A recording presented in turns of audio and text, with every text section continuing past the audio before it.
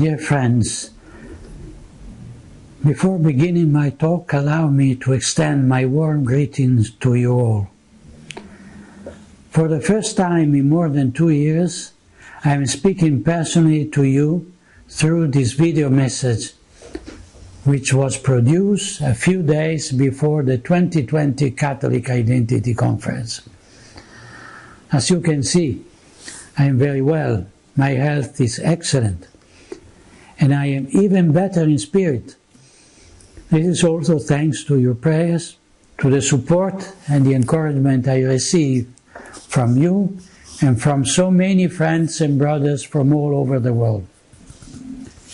Together we are all united in prayer and in the holy battle which we are called to fight, each on his own respective front, all gather under the mantle of the Most Holy Virgin, the Queen of the Victories, and under the protection of St. Michael the Archangel.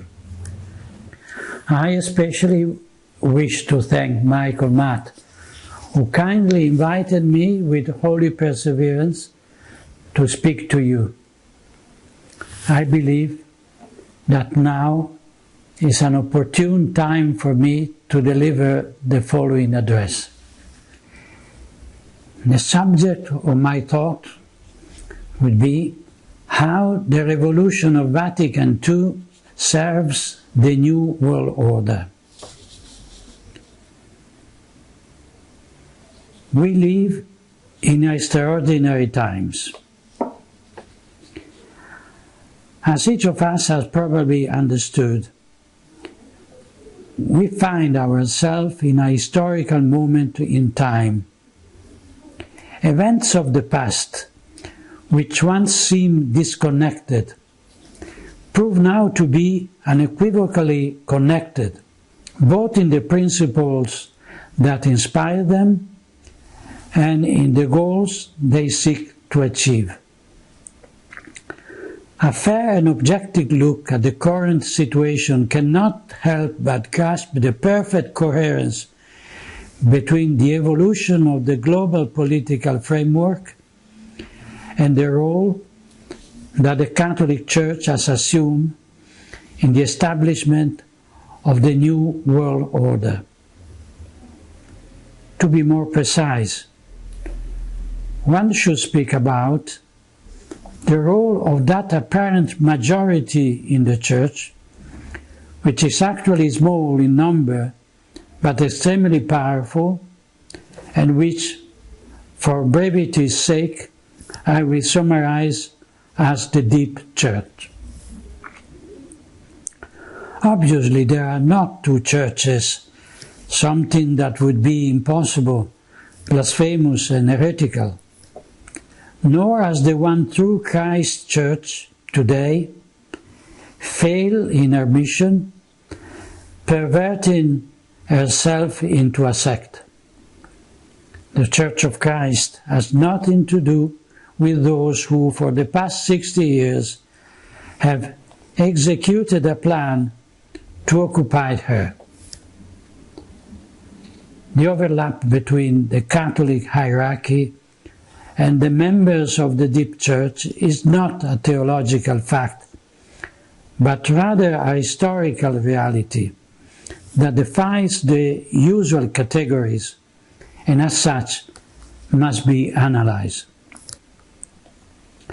We know that the New World Order project consists in the establishment of tyranny by Freemasonry, a project that dates back to the French Revolution, the Age of Enlightenment, the end of the Catholic monarchies, and the declaration of war on the Church. We can say that the New World Order is the antithesis of Christian society. It would be the realization of the diabolic Civitas Diaboli, the city of the devil, opposed to the Civitas Dei, the city of God, in the eternal struggle between the light and darkness, good and evil, God and Satan.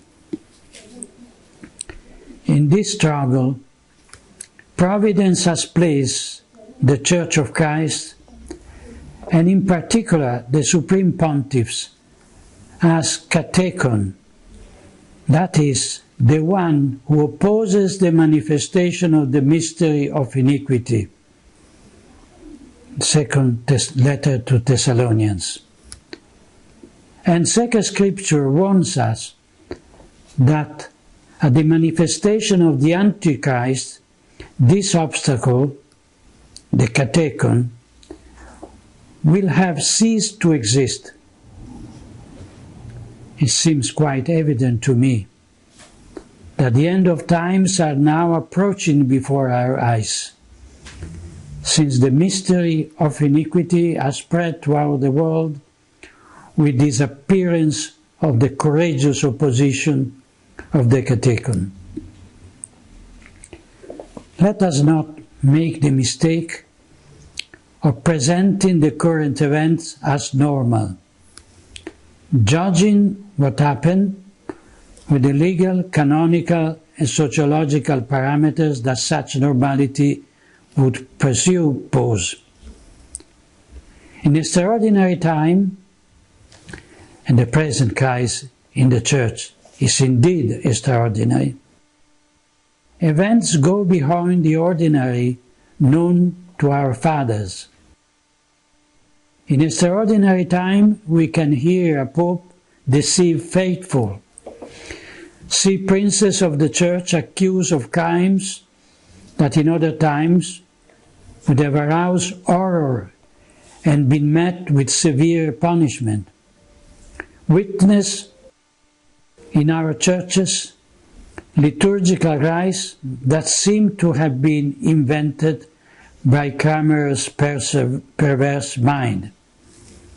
See prelates process the unclean idol of the Pachamama into St. Peter Basilica. And here, the Vicar of Christ apologized to the worshippers of that simulacrum. If a Catholic dares to throw it into the Tiber. In these extraordinary times, we hear a conspirator, Cardinal Gottfried Daniels, tell us that since the death of John Paul II, the Mafia of St. Gallen has been plotting to elect one of their own to the Peter's chair, which later turned out to be Jorge Mario Bergoglio. In the face of this disconcerting revelation, we might well be astonished that neither cardinals nor bishops express their indignation nor ask that the truth be brought to light.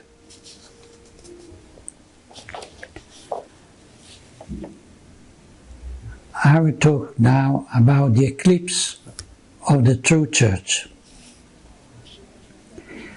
For 60 years we have witnessed the eclipse of the true Church by an anti-church that has progressively appropriated her name, occupied the Roman Curia and her dicasteries, dioceses and parishes, seminaries and universities, convents and monasteries.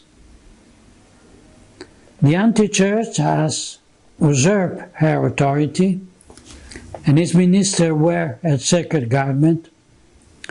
It uses her prestige and power to appropriate her treasure, assets and finances. Just as happened in nature, this eclipse does not take place all at once. It passed from light to darkness when a celestial body inserts itself between the sun and us. This is a relatively slow but inexorable process in which the moon of the anti-church follows its orbit until it overlaps the sun, generating a cone of shadow that projects over the earth. We now find ourselves in this doctrinal, moral, liturgical, and disciplinary cone of shadow. It is not yet the total eclipse that we'll see at the end of time, under the reign of the Antichrist, but it's a partial eclipse, which let us see the luminous crown of the sun encircling the black disk of the moon. The process that led to the today eclipse of the Church began with the modernism, without a doubt. The anti-church followed its orbit despite the solemn condemnations of the magisterium, which in that phase shone with the splendor of truth. But with the Second Vatican Council, the darkness of this spurious entity came over the Church. Initially it obscured only a small part, but darkness gradually increased. Whoever then pointed to the sun, deducing that the moon would certainly obscure it, was accused of being a prophet of doom, with those forms of fanaticism and intemperance that arise from the ignorance and prejudice. The case of Archbishop Marcel Lefebvre and a few other prelates confirms, on one hand, the far-sightedness of these shepherds, and, on the other hand, the disjointed reaction of their adversaries, who out of fear of losing power, using all their authority to deny the evidence and kept hidden their own true intention. To continue the analogy, we can say that in the sky of the faith, an eclipse is a rare and extraordinary phenomenon. But to deny that during the eclipse darkness spreads, just because this does not happen under ordinary conditions, is not a sign of faith in the effectibility of the Church, but rather an obstinate denial of the evidence or bad faith. The Holy Church, according to Christ's promises, will never be overwhelmed by the gates of hell, but does not mean that she will not be, or is not already, overshadowed by her infernal forgery, the anti-church. That moon, not by chance, we see under the feet of a woman in the book of the Revelation. I quote, "A great sign appeared in heaven, a woman clothed with the sun, with the moon under her feet, and on her head a crown of 12 stars." The moon is under the feet of the woman, with above all mutability, above all earthly corruption, above the law of fate and the kingdom of the spirit of this world. And this is because that woman, who is at once the image of Mary most holy and of the Church, is amicta sole, clothed with the sun of the righteousness that is Christ, exempted from all demonic power, as she takes part in the mystery of the immutability of Christ, as St. Ambrose wrote. She remained unbruised, if not in her militant kingdom, certainly in the suffering one and the purgatory, and in the triumphant ones in paradise. St. Jerome, commenting on the words of Scripture, reminds us that the gates of hell are sins and vices, especially the teaching of heretics. We know, therefore, that even the synthesis of all heresies represented by modernism and its updated conciliar versions can never definitively obscure the splendor of the bride of Christ, but only for a brief period of the eclipse, that Providence, in His infinite wisdom, has allowed to draw from it a greater good.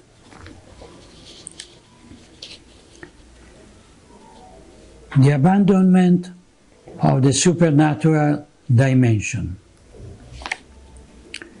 In this talk, I wish especially to deal with the relationship between the revolution of Vatican II and the establishment of the New World Order. The focal element of this analysis consists in highlighting the abandonment on the part of the ecclesiastical hierarchy, even at the top, of the supernatural dimension of the Church and its eschatological role. With the Council, the innovators erased the divine origin of the Church from their theological horizon, creating an entity of human origin similar to a philanthropic organization. The first consequence of this ontological subversion was the necessary denial of the fact the bride of Christ is not and cannot be subject to change by those who exercise vicarious authority in the name of the Lord. She is neither the property of the Pope nor of the bishop or theologians, and as such, any attempt at aggiornamento lowers her to the level of a company that, in order to garner profit, renews its own commercial offer, sells its leftover stock, and follows the fashion of the moment. The Church, on the other hand, is a supernatural and divine reality. She adapts the way she preaches the gospel to the nations, but she can never change the content of one iota, nor deny her transcendent momentum by lowering herself to mere social service. On the opposite side, the anti-church proudly lays claims to the right to perform a paradigm shift, not only by changing the way doctrine is expounded, but the doctrine itself. Insisting on what the magisterium teaches is useless. The innovator's brazen claim to have the right to change the faith stubbornly following the modernist approach. The Council's first error consists mainly in the lack of the transcendent perspective, the result of a spiritual crisis that was already latent, and the attempt to establish paradise on earth with a sterile human horizon. In line with this approach, Fratelli Tutti sees the fulfillment of an earthly utopia and social redemption in human brotherhood, pax ecumenica between religions, and welcoming migrants.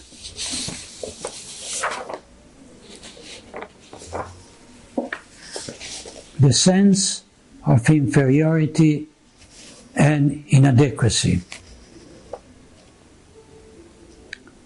As I have written on other occasions, the revolutionary demands of the Nouvel theology found fertile ground in the Council Fathers because of a serious inferiority complex vis-à-vis the world.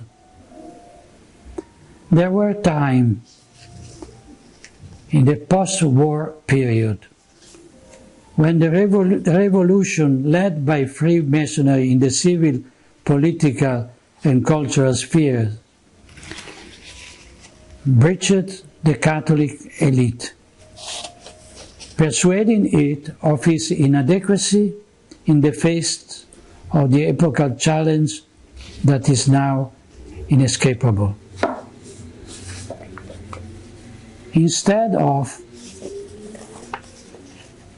questioning themselves and their faith, this elite bishop, theologian, intellectual recklessly attributed responsibility for the imminent failure of the Church to a rock-solid hierarchical structure, to a monolithic doctrinal and moral teaching, looking at the defeat of the European civilization that the Church had helped to form.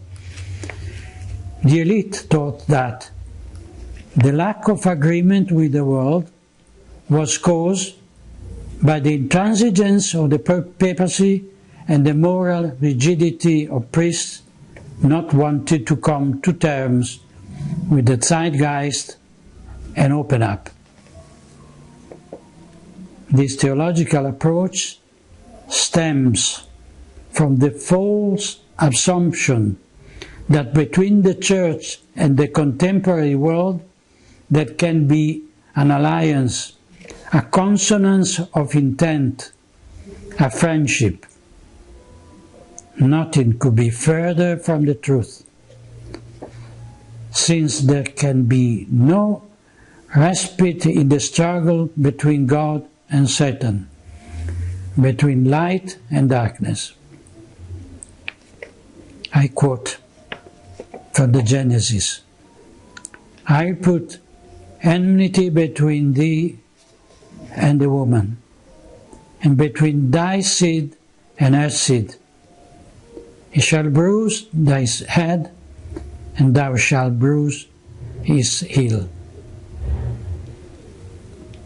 This enmity willed by God Himself, which places Mary most holy and the Church as eternal enemies of the ancient serpent.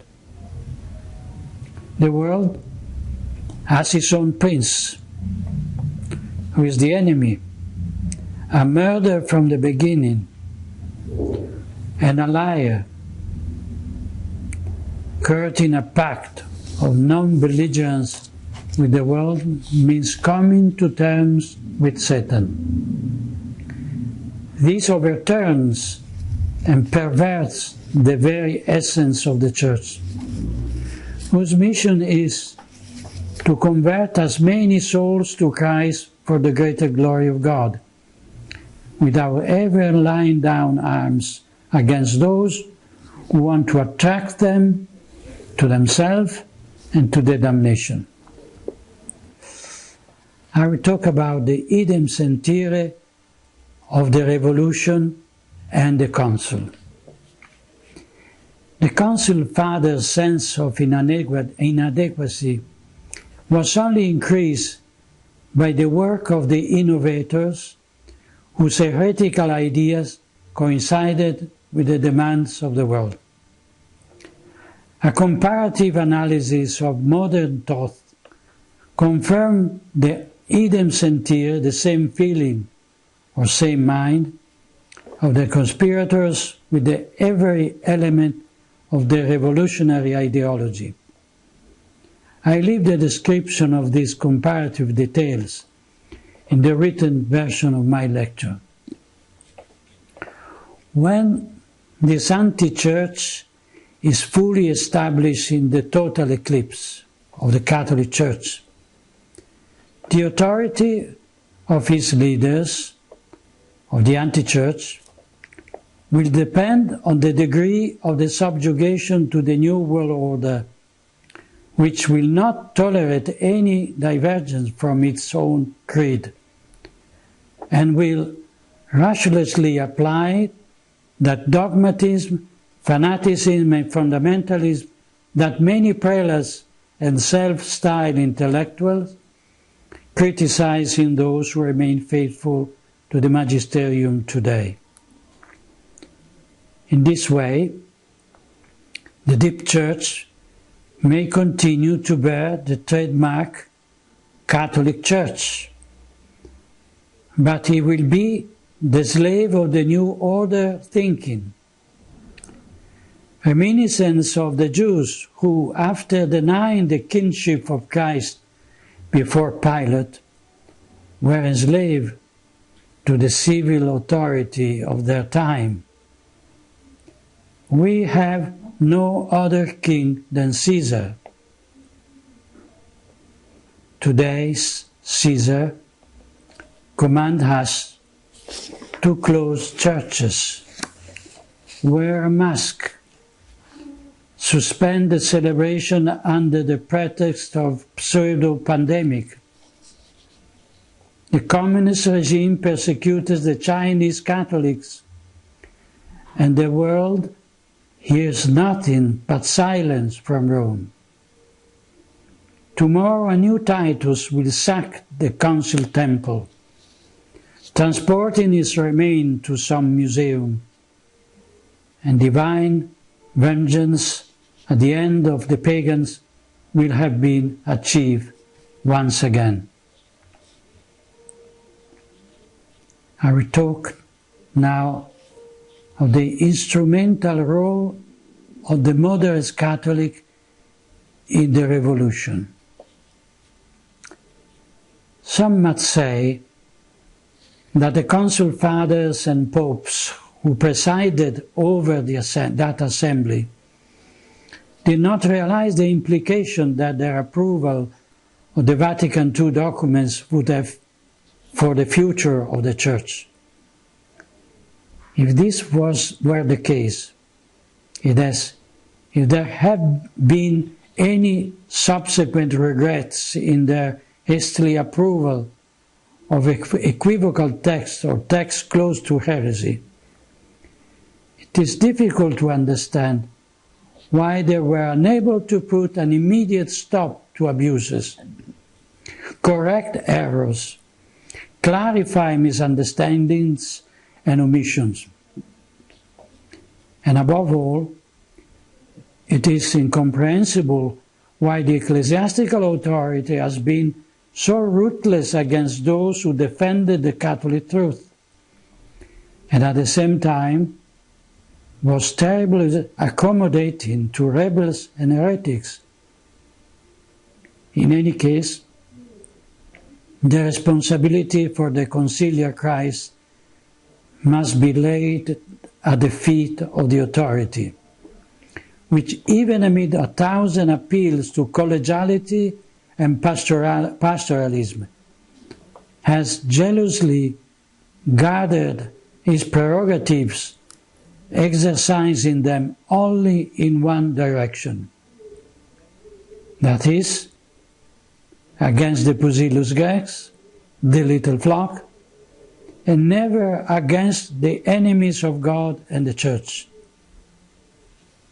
The very rare exceptions when heretic theologian or revolutionary religious has been censored by the Holy Office only offer tragic confirmation of a rule that has been enforced for decades, not to mention that many of them, in recent times, have been rehabilitated without any abjuration of their errors, and even promoted to institutional positions in the Roman Curia or pontifical ateneums.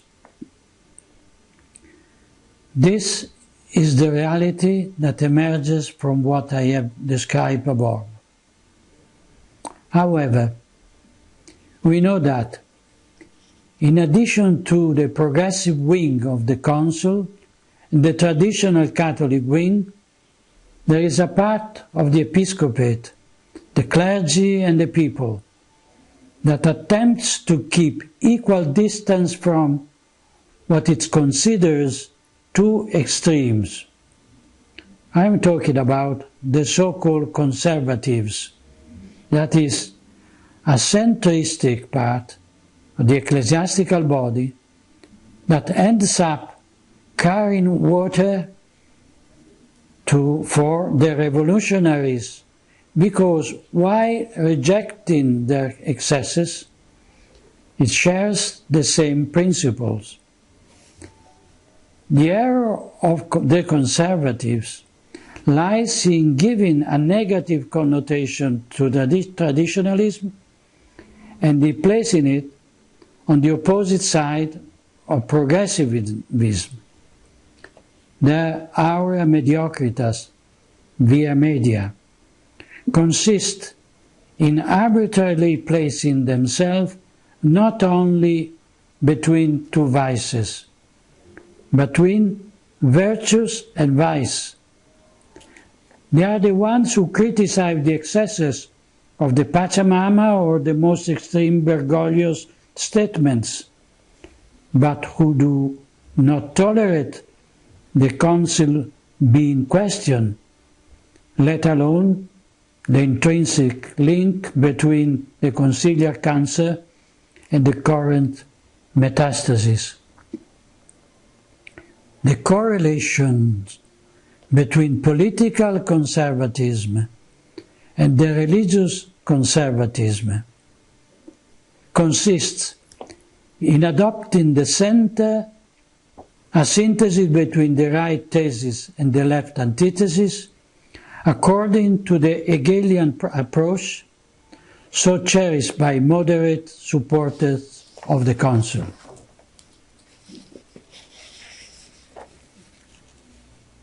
Now we talk about open society and open religion. This analysis would hardly be completed without a word on the neo-language so popular in the ecclesiastical sphere. Traditional Catholic vocabulary has been deliberately modified in order to change the content it expresses.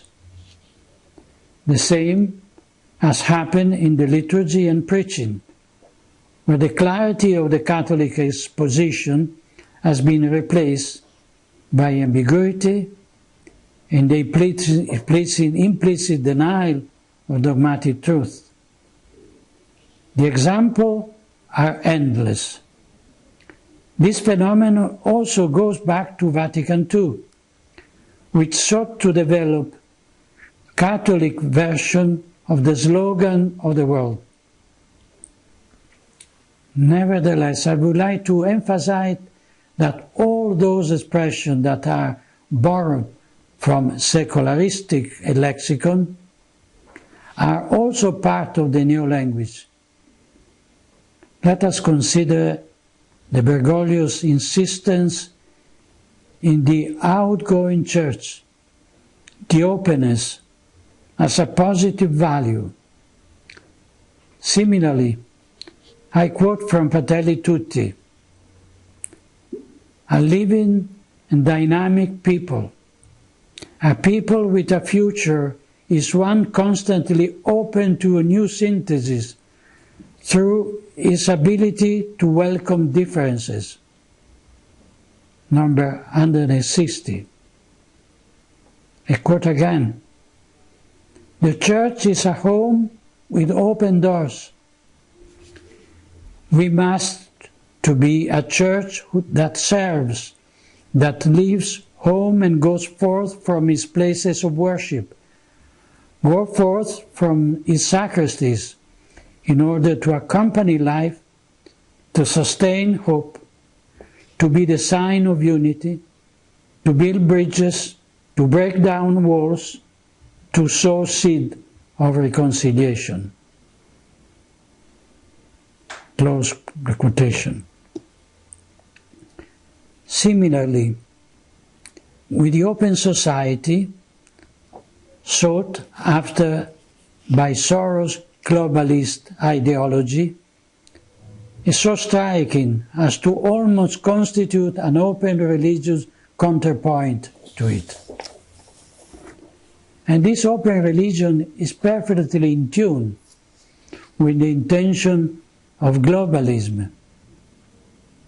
From the political meeting for a new humanism, blessed by the leaders of the Church, to the participation of the progressive intelligentsia in green propaganda, it all chases after the mainstream thought, in the sad and grotesque attempt to please the world.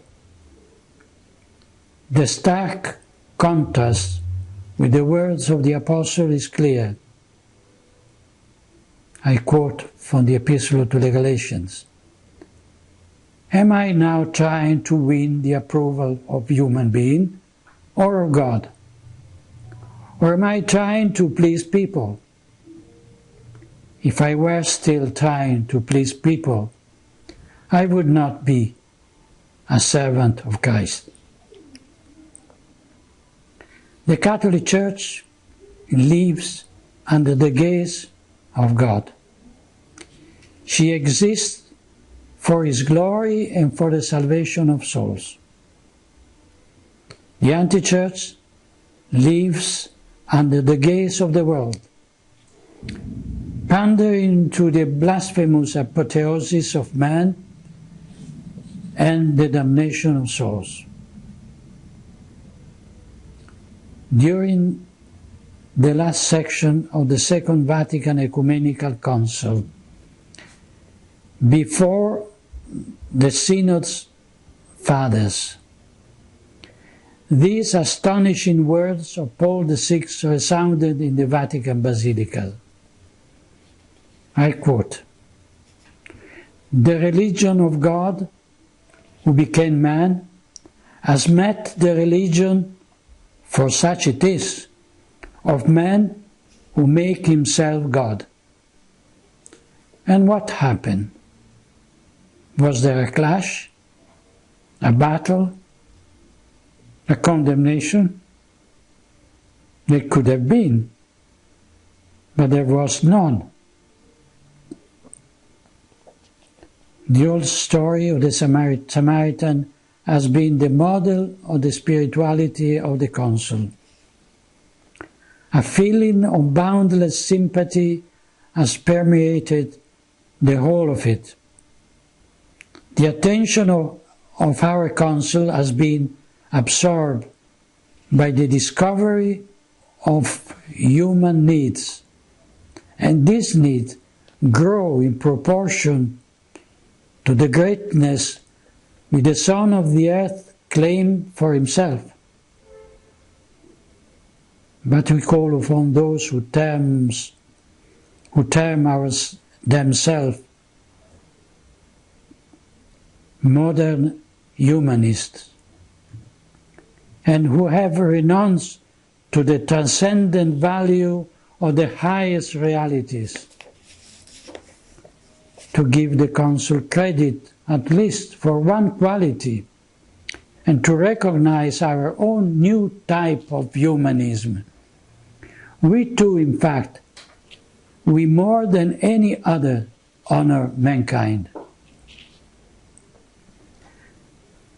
This sympathy is the figure of the Council, and of the new religion, for such it is, of the anti-church, an anti-church born of the unclean union between the church and the world, between the heavenly Jerusalem and the hellish Babylon. Note well, the first time a pontiff mentioned the new humanism was the final session of the Vatican II. And today we find it repeated as a mantra by those who consider it a perfect and coherent expression of the revolutionary men's frame of mind of the Council. Always in view of this communion of intent between the New World Order and the anti-church, we must remember the Global Compact on Education, a project designed by Bergoglio and promoted in collaboration with the United Nations, I quote, to generate a change on a planetary scale so that education is a creator of brotherhood, peace and justice, an even more urgent need in this time marked with the pandemic. I close and quote. This project has been supported and spread to all educational institutions by the Congregation for Catholic Education through a letter that makes explicit reference to the Conciliar Constitution Gaudium Spes. The Global Compact on Education, I quote, is a process of formation in the relationship of culture of encounter, also finds space in the value of common home, with all creatures, people, just as they are formed to the logic of communion and solidarity, are already working to recover serene harmony with creation and to configure the world as a space of true brotherhood. Close the quote. As can be seen, the ideological reference is always and only to Vatican II, because only from that moment on did the anti-church place man in the place of God, the creature in the place of the Creator.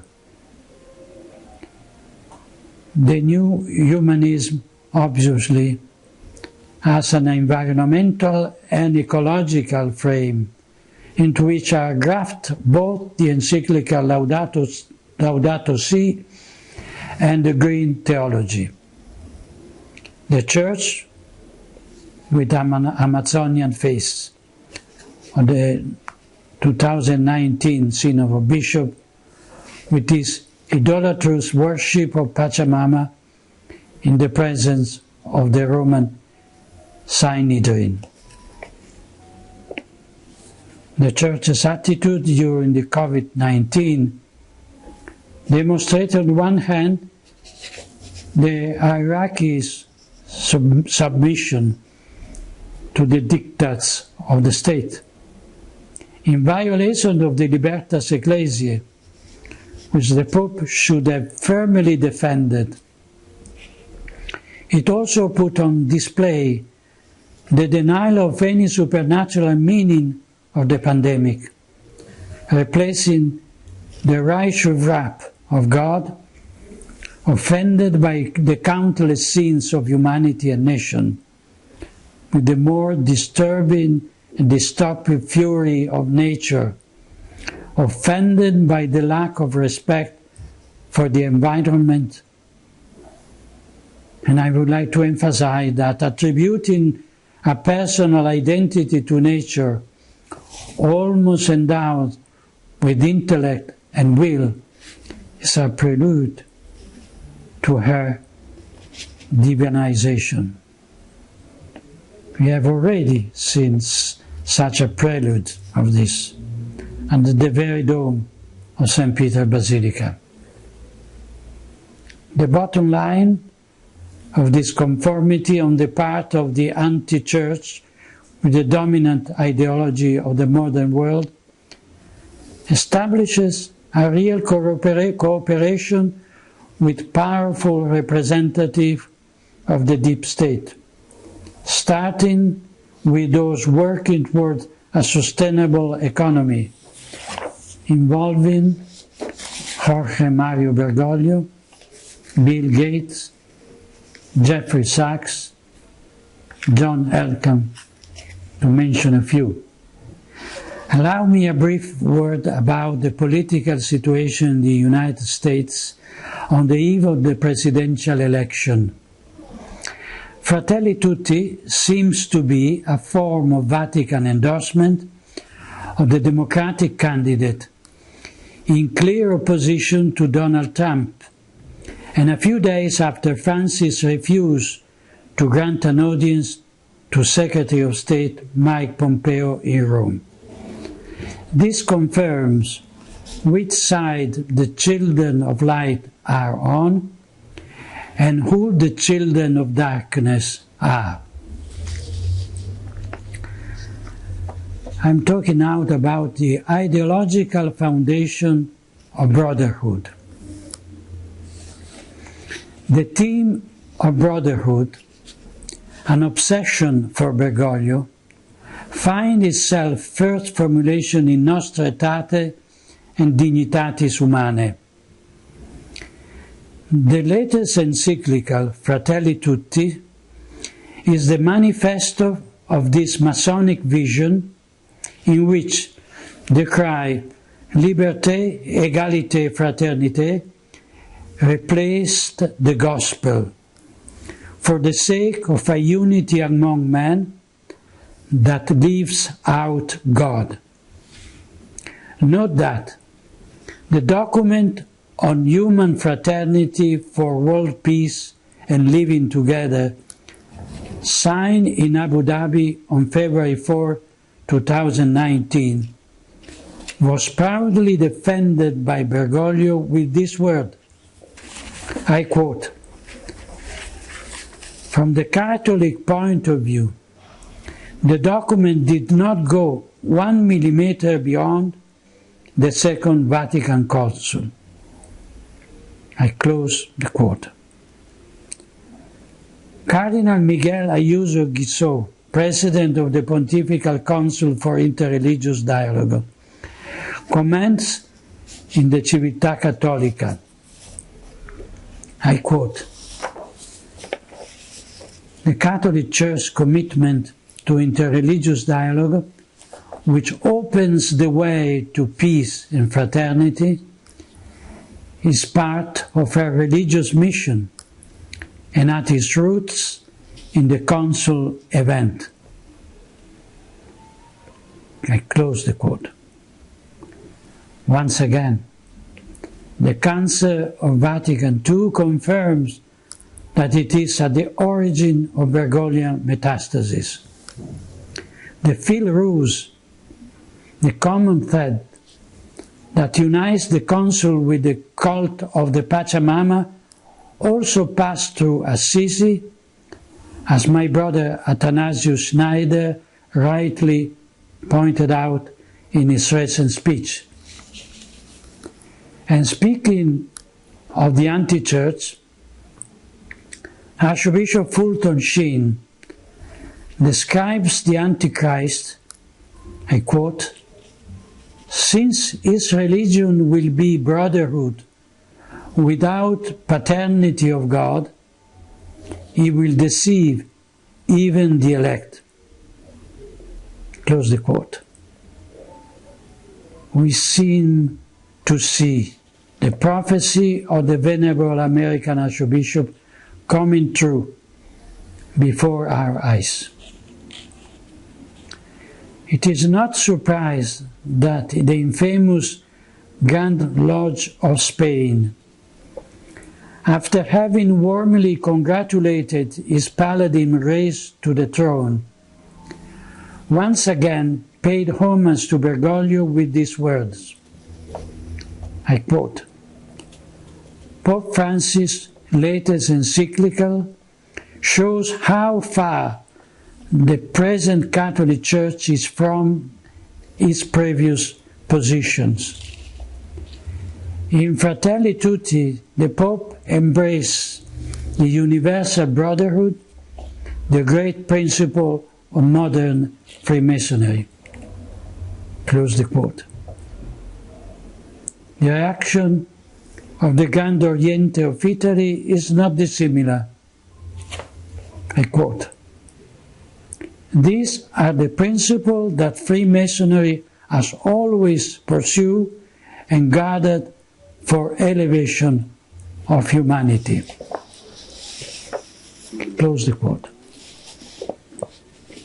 I remember that in the Masonic documents of the Alta Vendita since the 19th century, an infiltration of Freemasonry into the Church was planned.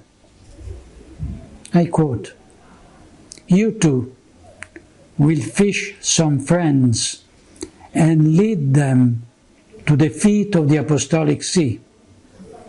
You will have preached revolution in tiara and cope, proceeded under the cross and banner, a revolution that will need only little help to set the quarters of the world on fire.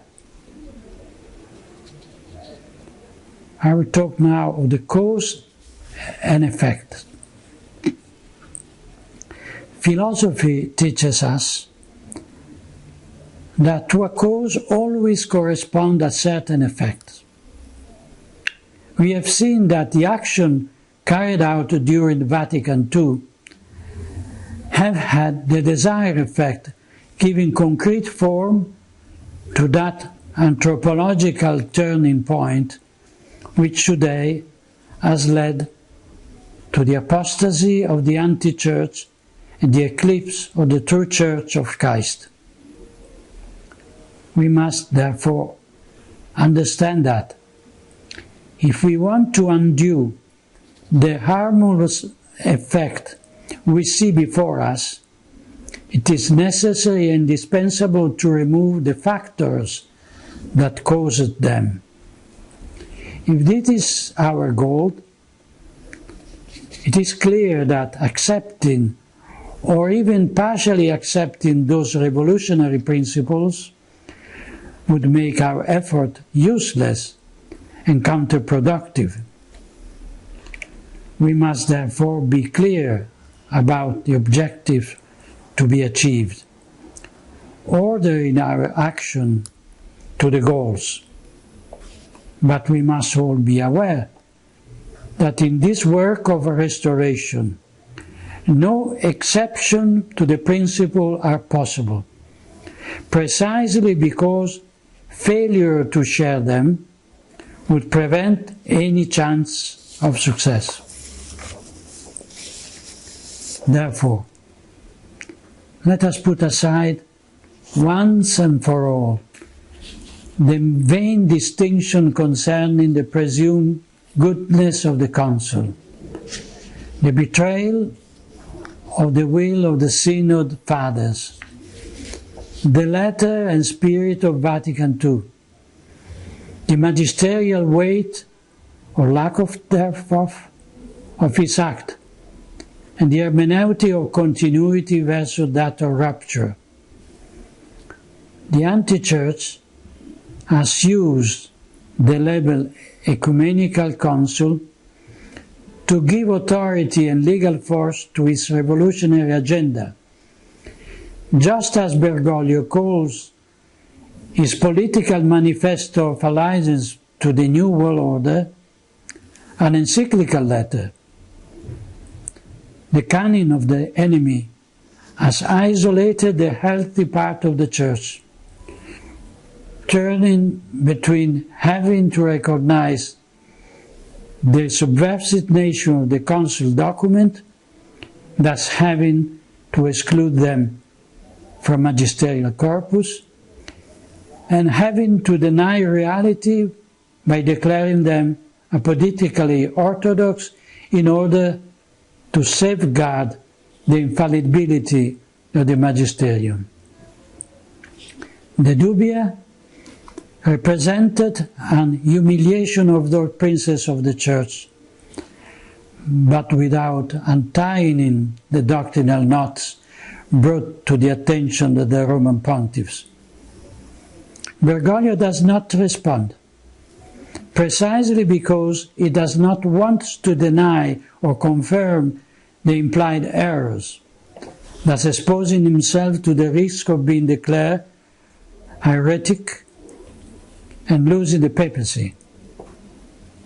This is the same method used with the council, where ambiguity and the use of imprecise terminology prevent the condemnation of the error that has been implied. But the jurist knows very well that, in addition to the blatant violation of the law, one can also commit a crime by circumventing it, using it for evil purposes. Contra legem fit, quod infraudem legit fit. The Latin would say, what circumvents the law is against it. To conclude, the only way to win this battle is to go back to doing what the Church has always done, and to stop doing what the anti-Church asks of us today, that which the true Church has always condemned. Let us put our Lord Jesus Christ, King and High Priest, back at the center of the life of the Church, and above that, at the center of the life of our communities, of our families, of ourselves. Let us restore the crown to Our Lady Mary, Most Holy, Queen and Mother of the Church. Let us return to celebrate the traditional Holy Liturgy worthily, and to pray with the words of the saints, not with the rambling of the modernists and heretics. Let us begin again to savor the writings of the fathers of the Church and the mystics, and to throw into the fire the works imbued with modernism and immanentist sentimentalism. Let us support with prayers and material help the good priests who remain faithful to the true faith, and withdraw all support from those who have come to terms with the world of his lies. And above all, I ask you in the name of God, let us abandon that sense of inferiority that our adversaries have accustomed us to accept. In the Lord's war, they do not humiliate us. We certainly deserve every humiliation for our sins. No, they humiliate the majesty of God and the bride of the Immaculate Lamb. The truth that we embrace does not come from us, but from God. To let truth be denied, or to accept that it must justify itself before the heresies and errors of the anti-Church, is not an act of humility, but of cowardice and pusillanimity. Let us be inspired by the example of the holy Maccabees martyrs before a new Antiochus, who ask us to sacrifice to idols and to abandon the true God. Let us respond with their words, praying to the Lord. So now, O Sovereign of the heavens, send a good agent to spread terror and trembling before us. By the might of your arm, may the blasphemers who come against your holy people be struck down. Let me conclude my talk today with a personal memory.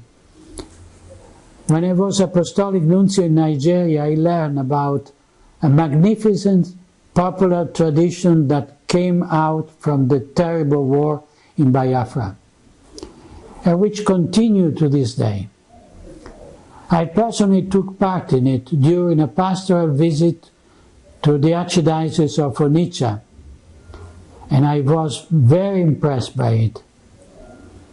This tradition, called Block Rosary Children, consists in a gathering of thousands of children, even very young ones, in each village or neighborhood for the recitation of the Holy Rosary, to implore peace. Each child holding a little piece of wood, like a mini altar, with an image of Our Lady and a small candle on it. In the day leading up to November 3rd, I invite everyone to join in a Rosary Crusade, a sort of siege of Jericho, not with 7 trumpets made of ram's horns sounded by priests, but with the Hail Marys of the little ones and the innocents, to bring down the walls of the deep state and of the deep church. Let us join with little ones in the Block Rosary Children, imploring the woman clothed with the sun,